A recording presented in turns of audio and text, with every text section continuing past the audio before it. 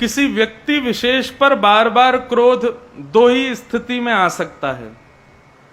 पहली स्थिति में क्रोध आता है यदि आप उस सामने वाले का भला चाहते हो या उसको सुधारना चाहते हो, या दूसरी बात यह है कि एक ही व्यक्ति पर बार बार क्रोध दूसरा कारण इसलिए आता है कि आप उसकी उपलब्धि या उसके किसी विशेष वस्तु से आपको अच्छा नहीं लग रहा। इसको आप ये कह सकते हैं मात्सर्य दोष है आप में, इसलिए एक व्यक्ति पर बार बार क्रोध आ रहा है। तो देखो, पहला वाला तो उचित है। यदि किसी को सुधारने के लिए, जैसे कि मां को बालक पर बार बार क्रोध आता है, गुस्सा आता है, पिता को अपने बच्चों पर गुस्सा आता है, टीचर्स को अपने स्टूडेंट्स पर गुस्सा आता है, किस लिए आता है? उसको सुधारने के लिए आता है। लेकिन यदि यही क्रोध अब आपको अपने सामने वाले पड़ोसी पर आता है, तो क्यों आ रहा है? बोले कि हम पर जो है क्या कहते हैं, होंडा सिटी और ये मर्सिडीज लेकर के आ गया, तो हमको इसी बात पे ही गुस्सा आ रहा है। उसकी उपलब्धियों पर हम रोष कर रहे हैं। या फिर किसी भी प्रकारेण यदि एक व्यक्ति पर अधिक गुस्सा आ रहा है तो दो ही कारण हो सकते हैं, या तो उसको सुधारने का या फिर आपकी ईर्ष्या का। क्रोध कम करने का एक ही उपाय है। आज सुबह भी मैंने वहां जो मिलने आए थे उन सबसे कहा था कि क्रोध कम करना है, इस संकल्प से आगे के सारे भगवत कार्यों को प्रारंभ कर दो। मंदिर जाओ तो इसी भावना से जाओ, मेरा क्रोध कम हो। शंकर जी पर जल चढ़ाओ तो इसी भावना से ही चढ़ाओ कि हे भोलेनाथ मेरा क्रोध कम हो। आप इस भावना को धारण करते नहीं है कि मेरा क्रोध कम होना चाहिए और चाहते हैं कि क्रोध कम हो जाए, ऐसे होगा नहीं। और तीसरा उपाय है, जितना हो सके सत्संग करो, कथा सुनो। कथा सुनने से क्रोध में कटौती होती, क्रोध कम होता है। ये उपाय है। फिर क्या प्रश्न है? जय जय श्री राधे। हम ठाकुर जी को अपना भाई और गुरुजी बनाना चाहते हैं। अब भाई और गुरुजी ये दोनों तो अलग अलग बातें हैं। एक चीज पहले दृढ़ करो, भाई बनाना है कि गुरु बनाना है। क्या हम बना सकते हैं? बिल्कुल बना सकते हैं। क्या करना पड़ेगा हमें? हमारे मन में वह भाव नहीं आ पा रहा है, हम बहुत कोशिश करते हैं, हमें कुछ बताइए। तो देखो, पहले तो आप दृढ़ता लाओ कि आप भाई मानना चाहते हो कि गुरु मानना चाहते हो। दोनों में जमीन आसमान का अंतर है। गुरु के प्रति भाव अलग होता है, भाई के प्रति भाव अलग होता है। तो पहले तो इसको दृढ़ करो कि भाई मानना है कि गुरु मानना है। फिर इसमें कुछ करना नहीं है। जैसे आप अपने भाई के साथ रहते हो वैसे ही ठाकुर जी के संग रहना शुरू कर दो। अयोध्या में एक संत थे, वो ठाकुर जी को अपना शिष्य मानते थे। वो कहते थे कि मैं वशिष्ठ गोत्र में मेरा जन्म हुआ है, इस नाते से राम जी मेरे चेला हैं। और वो रोज राम जी की सेवा करते, तिलक लगाते, इत्र लगाते, आरती करते, और आरती करने के बाद गले में माला पहन लेते, और जब गले की माला प्रसादी हो जाती तो अपने गले की माला ठाकुर जी को पहना देते। ये अपराध है। अपने गले की माला कभी ठाकुर जी को नहीं पहनानी चाहिए। एक बार कुछ संतों ने उनको देख लिया, बोले कि अरे राम राम राम, देखो ये अपने गले की माला, अपनी प्रसादी झूठी माला ठाकुर जी को पहनाते हैं। संतों ने जाकर के कई संतों को इकट्ठा करके शिकायत कर दी। बोले कि महाराज ये ठाकुर जी को अपने गले की माला पहनाते हैं। भीड़ इकट्ठी हो गई संतों की, अखाड़े के संत आ गए। बोले हमने सुना है आप अपने गले की प्रसादी माला ठाकुर जी को पहनाते हो। बोले हाँ, वो इसलिए क्योंकि मैं उनको अपना शिष्य मानता हूं। बोले तुम शिष्य मानते हो, लेकिन ठाकुर जी तुमको गुरु मानते हैं कि नहीं? इस बात का प्रमाण तुम्हारे पास क्या है? बोले इस बात का प्रमाण तो कुछ नहीं है, लेकिन बस मुझे लगता है कि वो मेरे शिष्य हैं और मैं उनका गुरु हूं। मैं उनको आशीर्वाद देता हूं, मैं उनको अपने गले की माला पहनाता हूं। मैं जैसा एक गुरु शिष्य के साथ रहता, मैं वैसे ही रहता हूं ठाकुर जी के साथ। संतों ने गुस्सा किया, बोले कि भाई देखो ये काम नहीं चलेगा, और यदि तुम्हें इसी प्रकार रहना है ठाकुर जी के साथ तो पहले सिद्ध होना चाहिए कि ठाकुर जी भी तुमको गुरु मानते हैं। बोले ये कैसे सिद्ध होगा? बोले कल सवेरे सेवा करने के बाद अपनी गले की माला राम जी को पहनाना। अगर राम जी की मूर्ति ने झुक करके माला को स्वीकार किया तो मानेंगे हम कि हाँ, इतने वर्षों से तुम जो करते आ रहे हो राम जी भी उसको स्वीकार करते हैं। उसने कहा ठीक है। रात भर राम जी के पास बैठा रहा। बोले चेला राम, अपने गुरु की लाज बचाओ, कल तुम्हारे गुरु की बलि चढ़ने वाली है, कल ये सब लोग तुमको मुझसे दूर कर देंगे। अरे मेरे चेला, तुमको परसों से आशीर्वाद कौन देगा? ये लोग नहीं समझ रहे हमारे भाव को, लेकिन मैं तो जानता हूं ना कि तुम मेरे चेला हो, मैं तुम्हारा गुरु हूं, तुम्हारे लिए नाम जप करता हूं, तुम्हारे लिए यज्ञ करता हूं, तुम्हारी दीर्घ आयु के लिए सब कर्म करता हूं। चेला कल मेरी लाज बचा लेना, झुक के माला पहन लेना। राम जी से रात भर प्रार्थना करते रहे। प्रातः काल का समय हुआ, संत इकट्ठे हुए। हाँ भाई, पहनाओ अपने गले की माला। संत ने सेवा आदि करके माला को पहले अपने गले में पहना। अपनी गले की माला प्रसादी करके जैसे ही राम जी को पहनाने लगे तो इतने संतों के मध्य में राम जी की मूर्ति थोड़ी सी झुक गई और उन्होंने माला को स्वीकार किया। तोहे मोहे नाते अनेक, मानिए जो भाई। ठाकुर जी कहते हैं तेरे और मेरे, तेरे मतलब हम इंसानों के और नाथ के बहुत सारे संबंध हैं। मानिए जो भाई, जो तुमको भा जाए वो संबंध मुझसे बना लो। लेकिन याद रहे, एक बार यदि संबंध मुझसे बना लो तो फिर उसको निभाना। कहीं पता चली कल को तुम फिर वो संबंध को निभाओ ना, ऐसा नहीं, उसको निभाओ, पूर्ण रूपेण निभाओ। तो इसलिए भैया कुछ नहीं करना है, भाव मन में ले आओ। आप कह रहे हो भाव नहीं आ रहा, भाव नहीं आ रहा, इसका मतलब पहले तो आप असमंजस में हो कि भाई माने कि गुरु माने, पहले इसको क्लियर करो। फिर उसको क्लियर करके ठाकुर जी को उसी दृष्टि से देखना शुरू कर दो। ये मेरे भाई हैं, ये मेरे भाई हैं, वही भाव रखना शुरू करो। और एक और बात, ये संसार तुम्हारा मजाक उड़ाएगा कल को। अरे बताओ, ठाकुर जी को भाई मानते हैं, ठाकुर जी को भाई की तरह रखते हैं, क्योंकि आप उनको लेके डलिया में कहीं भी घूमोगे कुछ। अच्छा, एक और बात ये भी मैं सिद्ध कर दूं, ठाकुर जी हमारे भाई हैं, पुत्र हैं, सखा हैं, बंधु हैं, जो भी संबंध है हमारा। लेकिन इस प्रकार ठाकुर जी को लेके डलियाओं में सब जगह घूमना नहीं चाहिए। ठाकुर जी व्यवस्थित रूप से ही रहें। आपका और उनका जो संबंध है वो संबंध प्रकट कब होना चाहिए? जब तुम एकांत में बैठे हो, वो तुम्हारे सामने बैठे हैं, तब उनसे बातें करो, बोलो, बतियाओ, कुछ भी करो। लेकिन जब समाज के लोग आ जाए ना, तो सबके मन के भाव तो नहीं पता, इसलिए सबके सामने अंतर्मुखी हो जाओ। सबके सामने प्रकट करने की जरूरत नहीं है अपनी भक्ति, इसका विशेष ध्यान रखो। फिर क्या है, अगर किसी के घर में मंद बुद्धि बच्चा होता है तो लोग बोलते हैं ये पिछले पितरों का दोष है या आशीर्वाद। ये बात कितनी सच है मुझे जानना है, क्योंकि मेरा भाई मंद बुद्धि है जो अब 45 वर्ष का है। देखो, एक भगवान के द्वारा बनाए गए देखो, हम सबको भगवान ने बनाया है। किसी को सुंदर बनाया, किसी को कुरूप बनाया, किसी को लंबा बनाया, छोटा बनाया, मोटा बनाया, पतला बनाया, काला बनाया, गोरा बनाया, सुंदर बनाया, कुरूप बनाया, धनवान बनाया, निर्धन बनाया। बनाया किसने? ठाकुर जी ने। अष्टावक्र के बारे में सबने सुना है। अष्टावक्र जो था उसके शरीर 8 जगह से टेढ़ा था।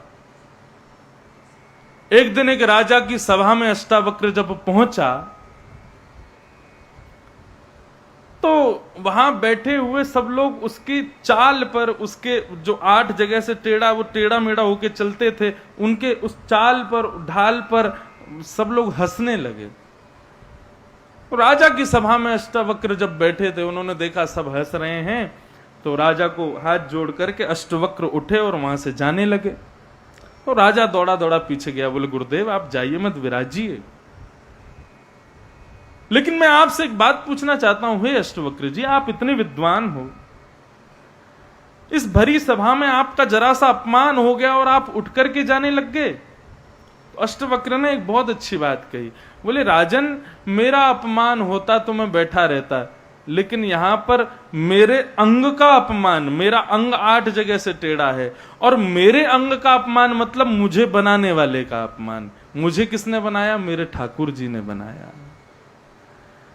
आप कहो कि घड़ा बहुत बेकार है, तो घड़े का अपमान थोड़ा ही है, घड़ा बनाने वाले का अपमान है, उस कुम्हार का अपमान है।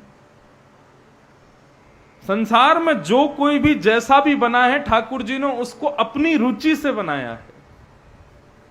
इसमें पितृ दोष है ये तो कभी सोचना ही नहीं है। पितरों का आशीर्वाद है, यही सोचो, यही स्वीकार करो। ठाकुर जी का आशीर्वाद है, ठाकुर जी का क्यों? बोले संसार में सुंदर सब हैं, संसार में बुद्धिमान सब हैं, संसार में चतुर सब हैं, संसार में अच्छे सब हैं, लेकिन संसार से अलग यदि कोई है तो उसके लिए यही सोचो ठाकुर जी ने समय निकाल के इसको बनाया है। मंद बुद्धि मत बोलो, ऐसा बोल दो ये संसार पूरा चतुर है और हमारा जो भाई है ये चतुर नहीं है। ठाकुर जी ने सबको चतुर बनाया, लेकिन हमारे भाई को सीधा बनाया, सरल बनाया। अपनी भाषा बदलो तो उसको ठाकुर जी का आशीर्वाद ही समझो, वो और कुछ बात नहीं है। ये कौन से महाराज जी ने लिखा है? गुरु जी प्रणाम, प्रवचन खत्म होने के बाद 5 मिनट धमाल हो जाए। जय हो आपकी। धमाल तुम्हारा 4 घंटे चल रहा है, आप कह रहे हो प्रवचन के बाद करो। 3 बजे से ही तो धमाल हम करते हैं। 3 बजे से क्या, बगड़िया परिवार को पूछो, सुबह से धमाल चलता है 6 बजे से। पूरे दिन ही धमाल चल रहा है, आप करो प्रवचन के बाद करो। 2 प्रश्न और हैं, जल्दी जल्दी इनका भी उत्तर दूं। आज के युवा की सबसे बड़ी गलती क्या है? देखो, युवा गलती कुछ नहीं कर रहे हैं, केवल समय ने उनको जो प्रदान किया वो उसका उपभोग कर रहे हैं, उस अनुसार कर रहे हैं। लेकिन युवाओं से एक प्रार्थना है। आजकल आप कथाओं में गिनती करने बैठो, यंगस्टर्स कितने आते हैं कथाओं में? 100% में से अगर निकाले जाएं परसेंटेज, तो युवाओं के कितने परसेंट निकलते हैं? 5%। बाकी के 95% कौन आते हैं? सबकी उम्र लगभग 35-40 से ऊपर वाले लोग आते हैं। इसका मतलब क्या है? युवाओं ने सत्संग छोड़ रखा है, यही गलती है उनकी। हमारी एक बात सुन लीजिए और अपने अपने बच्चों को भी बता दीजिएगा, और जो लोग लाइव सुन रहे हैं वो भी सुन लें। आज का युवा सत्संग छोड़ के घर पे बैठा है। एक बात और कह दूं आपको मैं, यही युवा जो आज कथा में नहीं आ रहे, ये भी जब 45-40 के होंगे ना, ये सब आने वाले हैं इस कथा में। अभी क्या है, उनको संसार के भोग विलास दिखाई दे रहे हैं, अभी संसार की ये एंजॉयमेंट्स उनको दिखाई दे रहे हैं। अभी उनको इन सब चीजों में एंजॉयमेंट का अनुभव नहीं होता, जो कि हमको बहुत ज्यादा होता है। क्योंकि एंजॉयमेंट नहीं है, ये आनंद है। एंजॉयमेंट शब्द, आनंद की कोई इंग्लिश शब्द है ही नहीं। आनंद एक आनंद ही है। तो अभी उनको संसार के भौतिक वस्तुओं में सुख मिल रहा है। जिस दिन उसको भोगते भोगते भोगते 35-40 साल निकल जाएंगे ना, वही मॉल, वही गाने, वही वैसे ही लोग, वैसे ही छल कपटी दुनिया भर के लोग, इन लोगों से परेशान होके 40 की उम्र में वो भी यहीं आने वाले हैं। लेकिन बस वही है कि 40-50 साल की उम्र में कथा में आने का मतलब ये है, ऐसा नहीं है कि आप लोगों को टारगेट करके कुछ कह रहा हूं। मेरा उन लोगों को टारगेट है जो 35-40 साल तक कभी नहीं आए और फिर आते हैं कथाओं में। तो वो यही समझो, घर में आग लग गई और आप आग बुझाने के लिए कुआं खोद रहे हो। जब तक कुएं में पानी का स्रोत आएगा, घर जल के नाश हो जाएगा। हमारे आज के युवाओं से निवेदन है कि आप कथा में नहीं आना चाहते, सत्संगों में नहीं आना चाहते, बिल्कुल मत आओ। लेकिन इस व्यासपीठ की एक बात मान लो, सत्संग यदि नहीं कर सकते तो मत करो, लेकिन कुसंगता भी मत करो। आपको बता दें सबसे बढ़िया सत्संग क्या है, सबसे अव्वल कोटि का सत्संग क्या है? बोले कुसंगता का त्याग करना ही सबसे श्रेष्ठ सत्संग है।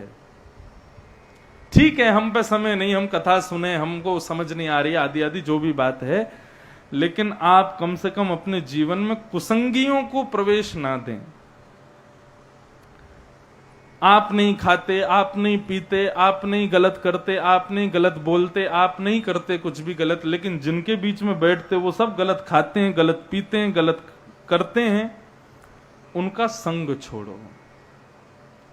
उनका संग त्याग कर देना ही सबसे बड़ा सत्संग है। यही करना है आज के युवाओं को, अपना संग सुधारे। बस वो संग सुधर गया तो समझ लो वो खुद ही सुधर गया, उसके लिए वही सत्संग है, वो संग सुधार ले।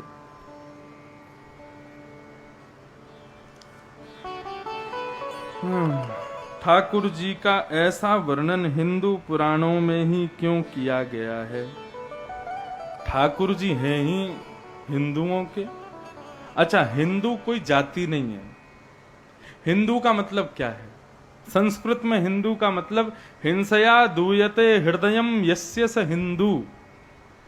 हिंसा से जिसके हृदय में पीड़ा होती है, हिंसा देख करके, हिंसा करने में या हिंसा करने वालों को देख करके जिसको बहुत कष्ट होता है, उसी को हिंदू कहा गया। यहां पर किसी व्यक्ति विशेष को, किसी वर्ण विशेष को, किसी कलर विशेष को, किसी जमीन विशेष पर जन्म लेने वाले को हिंदू नहीं कहा, क्योंकि ऐसे लोगों की संख्या इस पृथ्वी पर ज्यादा थी, इसीलिए इसको पूरे को हिंदुस्तान कहा गया। दूसरी बात की, ठाकुर जी का ऐसा वर्णन हिंदू पुराणों में ही क्यों किया गया? यह बात मुझे समझ में नहीं आई। हिंदू पुराणों में ठाकुर जी, सगुण साकार ठाकुर जी, ये हैं ही केवल हमारे पुराणों में। बाकी के अन्य जो धर्म हैं, जो उनके ग्रंथ हैं, वहां पर ठाकुर जी के आंख, नाक, कान, जीव, मुंह, आत ये कुछ भी नहीं है। उनके लिए निर्गुण निराकार ब्रह्म है और हम लोगों के लिए सगुण साकार ब्रह्म है। दोनों में अंतर नहीं है। निर्गुण है सो पिता हमारा, सगुण है महतारी, किसको निंदे किसको वंदे, दोनों पड़ला भारी। लेकिन हम मानव हैं और कलयुग के मानव हैं। हम लोगों को ठाकुर जी की भक्ति करने के लिए उनकी लीलाएं देखना, उनकी लीलाएं सुनना, ये अत्यंत आवश्यक है, क्योंकि जब हम सुनते हैं तभी हम करते हैं।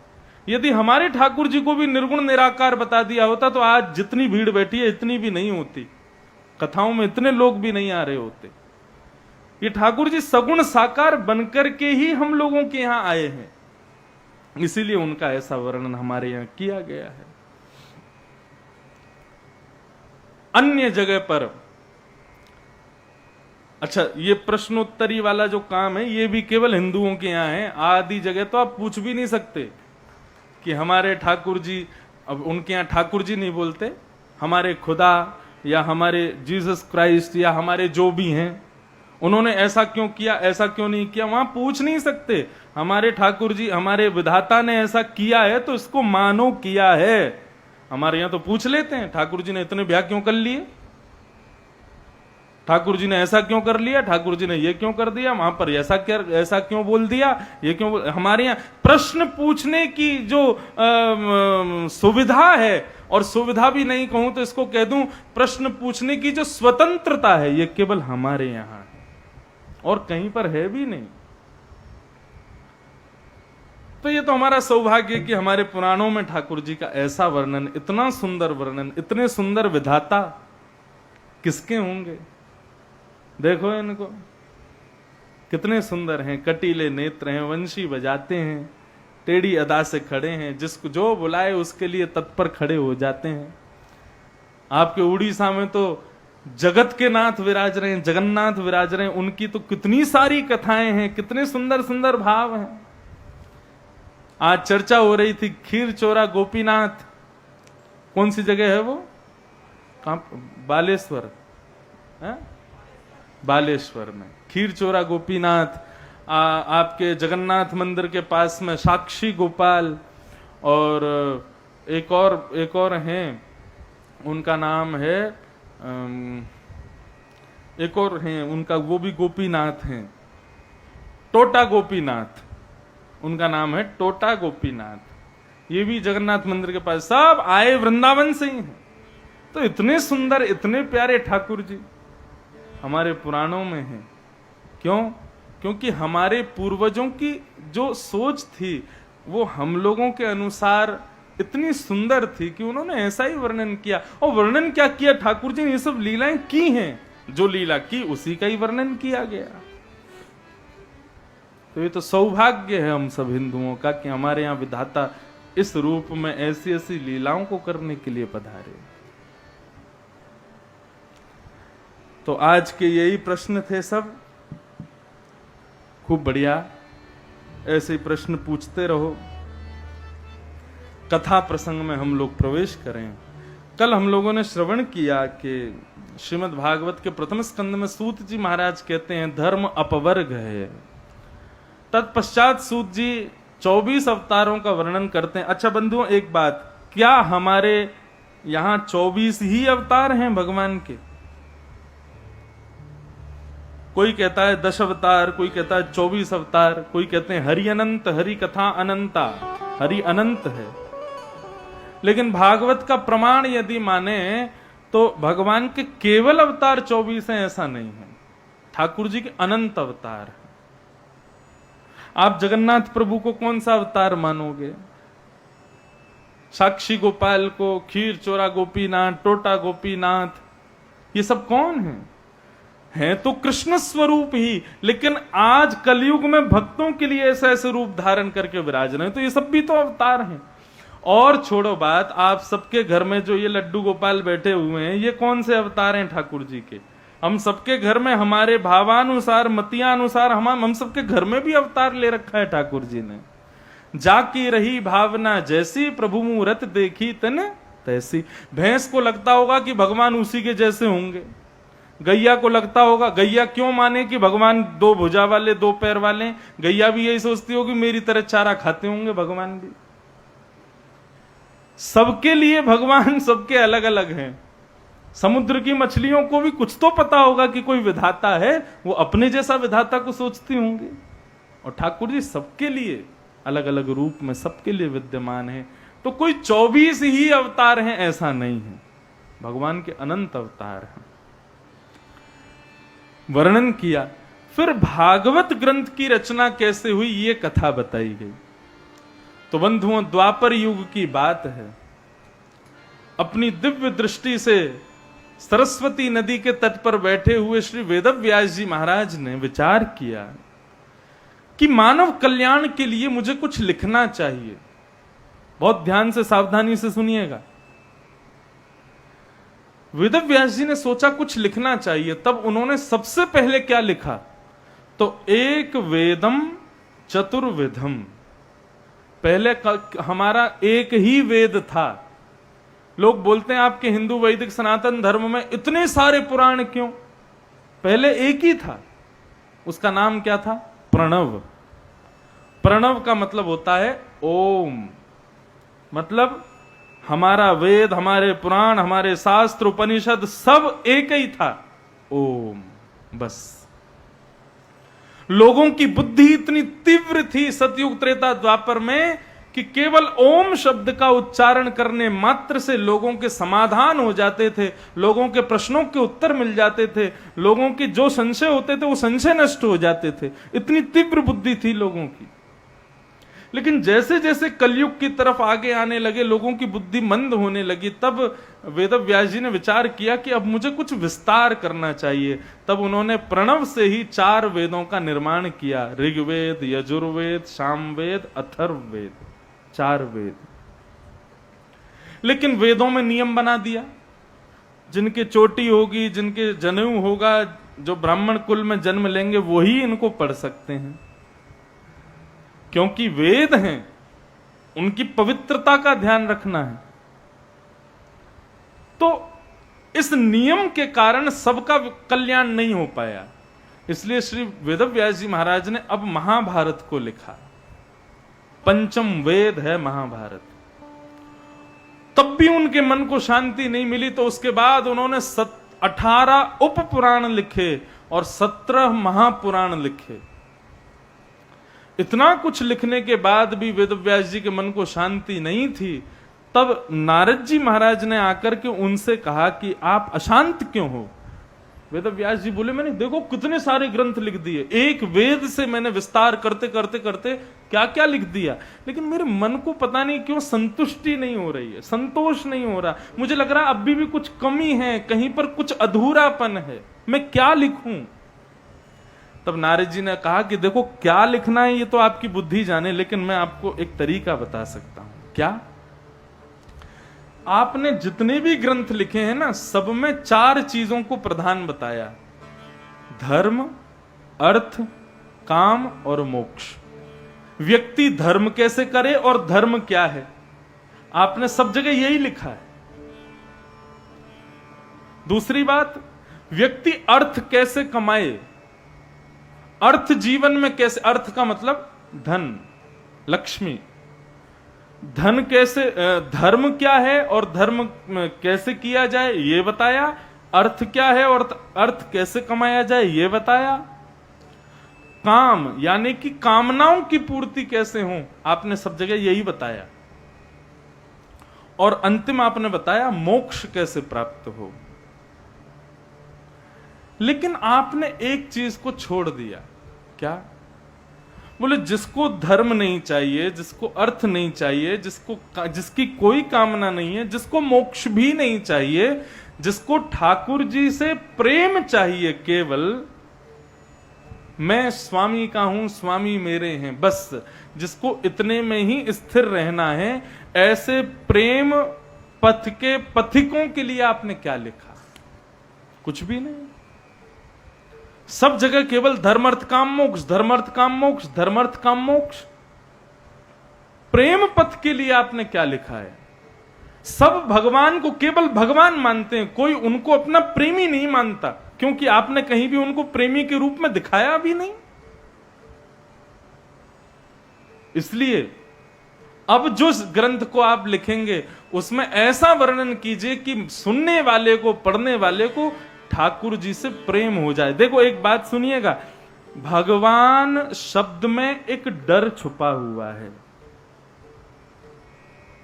भगवान सब देख रहा है, बेटा तुम जो कर रहे हो सब देख रहा है, आदमी वैसे ही डर जाता है। भगवान शब्द में डर है। लेकिन जब आप भागवत की कथा सुनते हो, वृंदावन बिहारी लाल को पूजने जाते हो, हमारे लाल जी का दर्शन करते हो, राधा रमन लाल जी को देखते हो, जगन्नाथ जी को देखते हो, वो डर नष्ट हो जाता है। क्यों? क्योंकि ये कृष्ण स्वरूप जो है ये प्रेम स्वरूप है, इनसे डर नहीं लगता है, इनके प्रति प्रेम प्रकट होता है। यही बात कही नारद जी ने कि प्रेम प्रकट हो ठाकुर जी के प्रति, भगवान के प्रति, उस मार्ग को प्रशस्त करने वाला आपने कोई ग्रंथ नहीं लिखा, इसलिए आप अशांत हो। और नारद जी ने कहा अब ऐसा ग्रंथ लिखो जिसको पढ़ने सुनने के बाद में लोग ठाकुर जी को भगवान ना मान के, भगवान को अपना कोई संबंधी मान के उनसे प्रेम करने लग जाए। आज व्यक्ति केवल मानव से प्रेम करता है, इंसान से प्रेम करता है, और वो प्रेम स्वार्थ से भरपूर है। लेकिन निस्वार्थ प्रेम जो ठाकुर जी से होता है उसका प्रमाण कहां है, वो लिखो। तब वेदव्यास जी ने समाधि लगाई, और समाधि लगा करके उन्होंने अपने मन बुद्धि चित्त अहंकार को एकाग्र करते हुए ठाकुर जी से प्रार्थना करके ठाकुर जी के मंगल प्रेम स्वरूप को लिखना प्रारंभ किया। तब श्रीमद् भागवत की रचना हुई। बोलो भागवत महापुराण की जय। यदि मैं ऐसा कह दूं तो कोई अतिशयोक्ति नहीं होगी, श्रीमद् भागवत प्रेम पुराण है। इसके श्रवण के बाद ठाकुर जी से एक प्रेम हो जाता है, ठाकुर जी से एक स्नेह हो जाता है। और एक बात कहूं, प्रेम करने योग्य संसार में इंसान तो है ही नहीं। आप इंसान से प्यार कर सकते हो लेकिन प्रेम नहीं कर सकते। प्यार और प्रेम में अंतर होता है। प्यार में देने की इच्छा और फिर उनसे कुछ प्राप्त करने की भी इच्छा होती है, लेकिन प्रेम में तो केवल देते रहो, हमें कुछ मिले ये इच्छा कभी होती ही नहीं है। ये प्रेम है, और वो प्रेम संसार में किसी से नहीं हो सकता। वो प्रेम केवल और केवल ठाकुर जी से ही हो सकता है।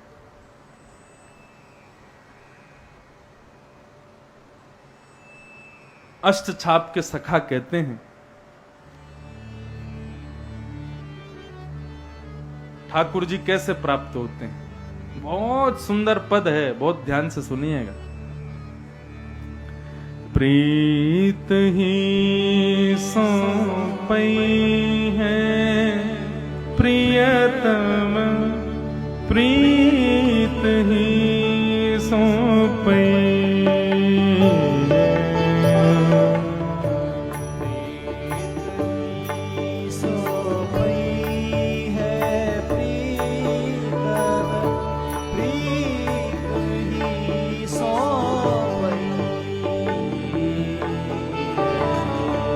प्रीत ही सौंपई है प्रियतम, प्रीत ही सौंपई है,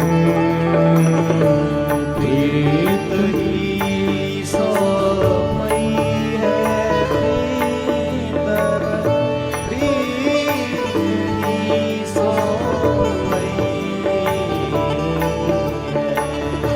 प्रीत ही सौंपई है प्रियतम, प्रीत ही सौंपई है, प्रीत ही सौंपई है प्रियतम, प्रीत ही सौंपई। देखो ये पद हैं, पद के शब्द थोड़े से गंभीर हैं, इसलिए समझने में कईयों को नहीं आएंगे, इसलिए बीच बीच में मैं समझाता चलूंगा। यहाँ कह रहे हैं श्री गोविंद दास भगवान के मित्र हुए इसी कलयुग में। वे कह रहे हैं प्रियतम प्रीत ही सौंपई। कोई कहता है कि व्रत करो, व्रत से ठाकुर जी मिल जाएंगे। कोई कहता है परम पवित्र रहा करो, ठाकुर जी तुमको मिल जाएंगे। कोई कहता है खूब यज्ञ किया करो, खूब भजन किया करो, खूब ये करो वो करो, ना जाने कितने सारे नियम बता देते हैं, वो करने से ठाकुर जी मिलेंगे। लेकिन यहाँ पर गोविंद स्वामी कह रहे हैं कि प्रियतम यानी कि ठाकुर जी तो केवल और केवल प्रीत से ही मिलेंगे। प्रहलाद जी महाराज भागवत में कहते हैं न दानम न तपो निज्य न शौच्यम न प्रतानि च प्रियते मलया भक्त्या हरिरन्यत विडंबनम। बहुत ध्यान से सुनिएगा। प्रहलाद जी महाराज कहते हैं न दानम, दान से भगवान नहीं मिलते, न तपो, तप करने से भगवान नहीं मिलते, यज्ञ यानी यज्ञ करने से भगवान नहीं मिलते, न शौच्यम दिन में 3 बार नहाओ पवित्र रहो उससे भगवान मिलेंगे, बोले कभी नहीं।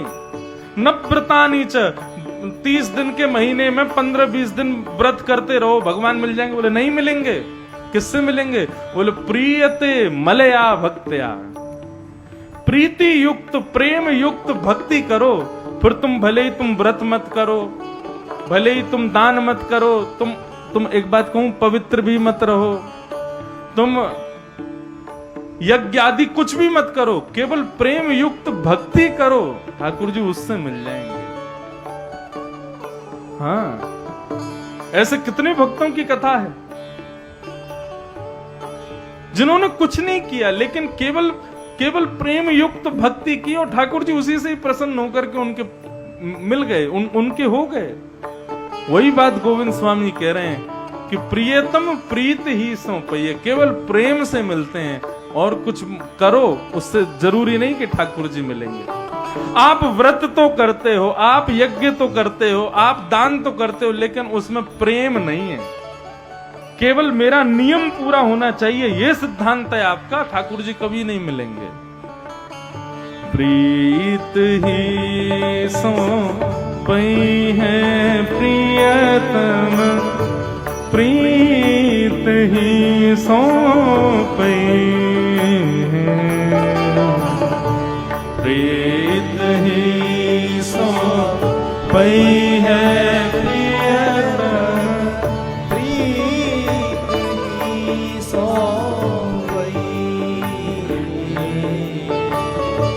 यद्यपि रूप गुण शील सुधरता यद्यपि रूप गुण शील यद्यपि रूप गुणशील सुधरता यद्यपि रूप गुणशील सुधरता इन बातिन नारी जन इन बातन नारी जन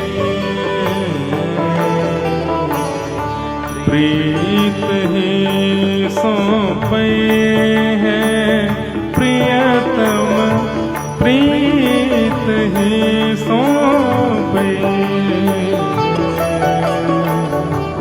प्रीत ही सौंपई है प्रियतम प्रीत ही सौंपई हे सतकुल जन्म कर्म शुभ लक्षण सतकुल जन्म कर्म शुभ लक्षण वेद पुराण पढ़े वेद पुराण पढ़े हे गोविंद प्रभु स्नेह सुबालो गोविंद प्रभु स्नेह सुबालो रसना कहाँ जो नचे रसना कहाँ जो नचे प्रीत ही सौंपई है प्रियतम प्रीत ही सौंपई प्रीत ही सौंपई है प्रियतम प्रीत ही सौंपई अब ये पद हैं इनको समझना आसान नहीं लेकिन इनको समझ जाएं तो बहुत सुख मिलता है। ठाकुर जी इन्हीं पदों को सुनने के लिए गोविंद स्वामी चीत स्वामी सूरदास ये सब उन्होंने अपने मित्र बनाए। 8 मित्र हुए इस कलिकाल में उनको अष्ट छाप के सखा बोलते हैं ठाकुर जी के। उनमें से एक हुए गोविंद स्वामी। वे कहते हैं कि यद्यपि रूप गुण शील सुधरता भले ही तुम्हारे पास रूप है शीलता है तुम बहुत सुधरे हुए हो लेकिन इन बातन ना रिझई हैं। ठाकुर जी इससे रिझ जाएंगे बोले कभी नहीं। सतकुल जन्म अच्छे कुल में तुम्हारा जन्म हुआ कर्म शुभ लक्षण अच्छे कर्म किए शुभ लक्षणों से युक्त हो वेद पुराण पढ़ी है खूब वेद पुराणों का तुमने अध्ययन कर रखा है। इन बातों से ठाकुर जी नहीं रीझेंगे तो क्या कहते हैं बोले गोविंद प्रभु स्नेह सुबालो रसना कहाँ जो नचई हैं। गोविंद प्रभु कह रहे हैं यदि तुम्हारे भीतर ये सब कुछ नहीं भी हो और स्नेह हो प्रेम हो ठाकुर जी के प्रति तो छचिया भरी छाछ पे नाच नचायो। इसका अर्थ पता है नन्हे से गोपाल जी को गोपी पकड़ लेती है और गोपी पकड़ के कहती है लाला माखन खाएगो। ठाकुर जी कहते हैं हाँ खाऊंगो। बोले पहले नाच के दिखा मुंह को। बोले कैसे नाच के दिखाऊं। बोले जोर जोर से नाच के दिखा। ठाकुर जी के फिर मुंह को मक्खन देगी। बोले हाँ दूंगो। तो गोपी अपना मक्खन एक पात्र में रखती है ताल बजाती है और त्रिलोक की ब्रह्मांड का नाथ वो नेक्से से मक्खन के लिए उस गोपी के सामने नाचने लग जाते हैं। ये है प्रेम की ताकत। रसना कहा जो नचई हैं, इसलिए प्रियतम प्रीत ही सौंपई हैं। प्रियतम प्रेम से ही मिलेंगे, प्रीत से ही मिलेंगे। मीराबाई कहती हैं, क्या कह रही है मीराबाई? अभी एक भजन हमारा लॉन्च होने वाला है कुछ दिन में, उसमें मीराबाई बहुत सुंदर भाव कहती हैं। मीराबाई राजा के कुल की, इतने सब सेवक उनके, इतने बढ़िया बढ़िया सब सोने चांदी हीरे जवाहरातों से भरे हुए उनके तहखाने, लेकिन मीराबाई जोगन वेश में रहती हैं, बैरागन वेश में रहती हैं। किसी ने कहा, हे मीरा, तू इतने बड़े राजा के कुल में रहती है, इतने बड़े तेरे सब खानदान के इतने बड़े नामी ग्रामी लोग, और तू ऐसे ऐसे वेश धारण करके क्यों रहती है? मीराबाई कितनी अच्छी बात कहती है। बोले कि मैं वो भेष क्यों रखूं जिससे तुम रीझ हो, मैं तो वो भेष रखूंगे जिससे मेरे ठाकुर जी रीझ हैं।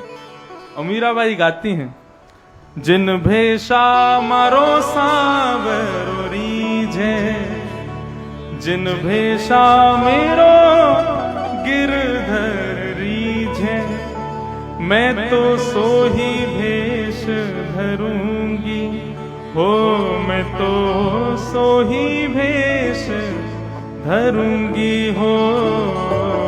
मैं बैरागन हूंगी, मैं बैरागन हूँ, हाँ हूंगी, मैं बैरागन हूंगी, मैं बैरागन हूंगी। ओ बाला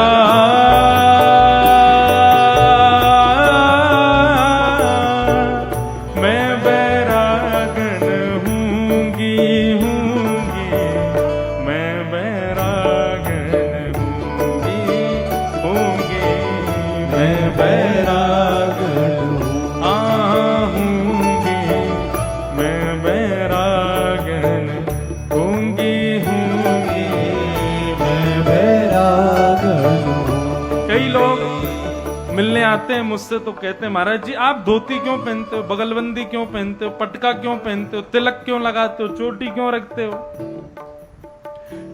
बंधुओं, जैसे एक विवाहिता नारी विवाह से पहले कुछ भी पहने, कैसे भी रहे, कोई आपत्ति नहीं, हाँ, लेकिन विवाह के बाद कुछ नियम है, वो उसको पालन करने ही पड़ेंगे।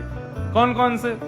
मांग में सिंदूर लगाओ, गले में मंगलसूत्र पहनो, हाथों में चूड़ियां पहनो, पैरों में पायल पहनो, पाजेब पहनो, और फिर विशेष रूप से विवाह के बाद सौभाग्यवती नारी का दर्शन होता है। वो साड़ी पहने, तिलक, वो सिंदूर लगावे, गले में मंगलसूत्र पहने, तो दूर से देखने वाले को पहले ही पता चल जाता है, बोले क्या रिजर्व्ड है पहले से ही, हाँ ये इसका ब्याह हो चुका है। ऐसी बंधुओं कोई धोती में दिखे, बगलबंदी में दिखे, तिलक में दिखे, चोटी में दिखे, तो समझ जाना रिजर्व्ड है पहले से। और कहाँ रिजर्व्ड हो गया है? हो जिन भेषा मेरो सांवरो रीझे, जिन भेषा मेरो सांवरो रीझे, जिन भेषा मेरो गिरधर रीझे, जिन भेषा मेरो गिरधर रीझे, सोही भेष धरूंगी हो, मैं तो सोही भेष धरूंगी, हाँ मैं तो सोही भेष धरूंगी हो, मैं तो सोही भेष धरूंगी हो। मैं बैरागन हूंगी, मैं बैरागन हाँ हूंगी, मैं बैरागन हूंगी, मैं बैरागन। श्री जगन्नाथ महाप्रभु की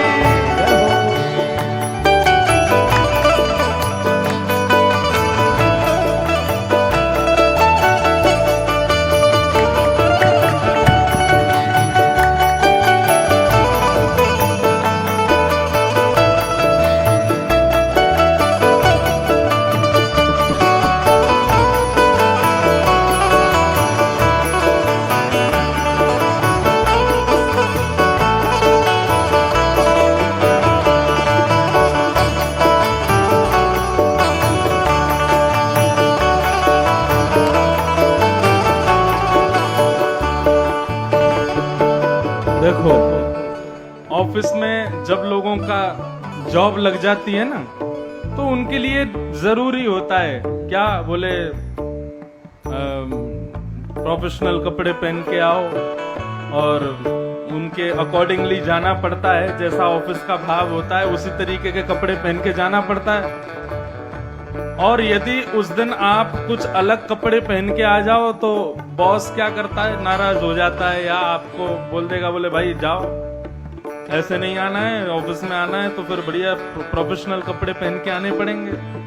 ठीक बंधुओं, वैसे ही ये जगन्नाथपुरी जो है, वृंदावन जो है, यहाँ आप सब लोग दर्शन करने के लिए जाते हो। तो जब आप लोग पैंट शर्ट में जाते हो, जीन्स पहन के जाते हो, आदि आदि अपने बाहरी कपड़े पहन के जाते हो, तो ये जो बॉस खड़े हैं ना पीछे, ये देखते थोड़े हैं, बोले रहने दे यार, तू भी क्या पहन के आया है। लेकिन जैसे ही ये बॉस देखते, हाँ भाई हमारे प्रोफेशनल कपड़े, धोती पहन के आया है, तिलक लगा करके आया है, चोटी रखी है, गले में कंठी माला पहनी हुई है, तुलसी की माला पहन करके आया है, जगन्नाथ प्रभु के अपने आप खड़े हो जाते हैं दोनों भुजाएं, अरे मेरा मित्र आया, मेरा सखा आया है, मेरा कोई अपना आया है। इतने लोग जाते हैं दर्शन करने के लिए, लेकिन कोई धोती पहन करके, तिलक लगा के, कंठी माला पहन करके, उनके अनुसार, उनके भक्तानुसार स्वरूप धारण करके जाता होगा। जगन्नाथ भगवान भी उजग करके उसी को ही देखते होंगे, बोले हाँ कोई तो आया है, मेरा कोई तो आया है। मीरा बाई उसी भाव में रहती है, उसी भेष में रहती हैं। जिन भेषा मारो सांवरो रीझे, मैं तो सो ही भेष धरूंगी बाला, मैं बैराग न हूं। जय हो। तो यही बात बतानी थी, समझानी थी। ये प्रेम का पथ है और ये प्रेम ग्रंथ है, यहां यही सिखाया जाता है। हम ठाकुर जी के योग्य कैसे बने, वही बात कल वाली फिर से दोहराऊं, गुल्ला तो हम बन गए लेकिन हम रसयुक्त कैसे हों, यही सिखाया जाता है। तो भागवत की रचना हुई और तत्पश्चात श्री वेदव्यास जी महाराज ने मन में विचार किया कि अब इस भागवत की रचना तो हो गई, इसको घर घर में जन जन तक पहुंचाया जाए। तब उन्होंने अपने